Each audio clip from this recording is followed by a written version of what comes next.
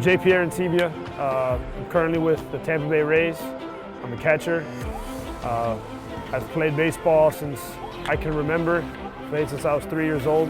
I played football, basketball, and baseball, but baseball was definitely my calling.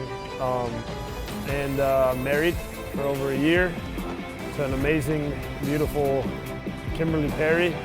Some people may have heard of her. And that's about it.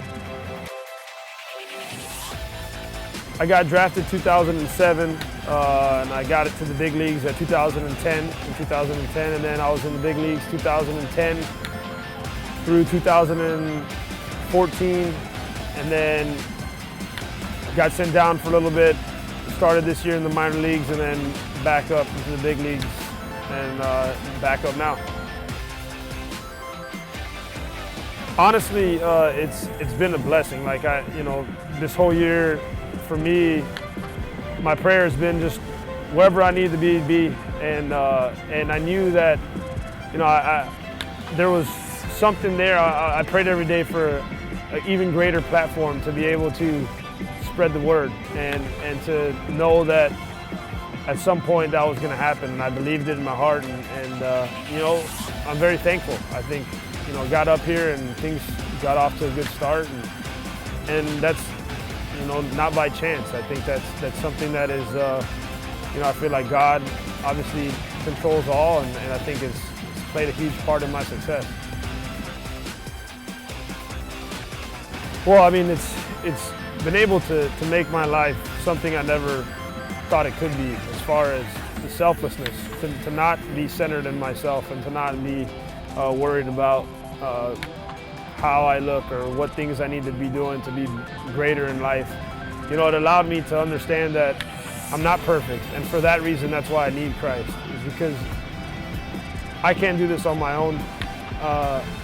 We all have our own battles, but to have that faith that's built on rock, and that can't be shaken, I feel like has been able to enable me to be able to go through different struggles in life, to be able to be an example in a time where people can look at things as a negative happening, and that for me, another thing, a prayer that I have before every game is that I hope and I pray that fans see Christ through me while I'm out on the field, and that's something that I always want to portray, and sometimes it doesn't happen. Sometimes I may get upset up there, but it's something, again, this is why we're not perfect, and why, we have that foundation that ultimately gave us life. Well, Philippians 4, verse 5 and 6, where it says, be anxious in nothing, with pray and everything. I went through a lot of my life where I just put so much pressure on myself to be great, and was worried so much about, upsetting the fans or my teammates and different things. And then, I realized that I was playing for the wrong thing, and I was playing for, fame or money or whatever it could be. And it allowed me to just really let go of everything. And I remember praying those prayers at night and just feeling like if I had a ton of weight lifted off of me, because it was something for me that really hit home, because I would drive to the field and be anxious about what was going to go on that night. And through prayer and through trusting, and as my faith was able to grow, it was able to make a big impact in my life. Well, one is to not be scared. I mean, to be able to understand that you're not going to know things right off the bat. There's a Bible that has everything you need to know, and to be able to get in it and not to be ashamed if you don't understand what's being said, but just opening your heart. Because for me, I think when I first became a Christian, I was worried about if somebody asked me a question, how would I answer it? And if I didn't have all the information and different things like that. And I think, knowing Christ is not just knowing Scripture by heart, or knowing it's having a personal relationship.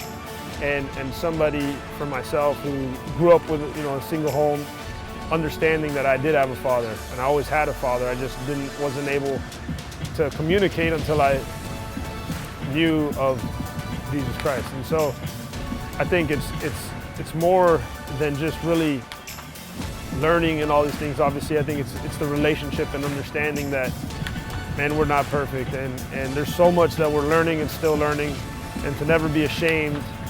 And it's just something that you have nothing to worry about. You have the number one fan, father, person, that has ever walked the earth. If you guys have any more questions about Jesus or getting to know him, go to the website idolsaside.com.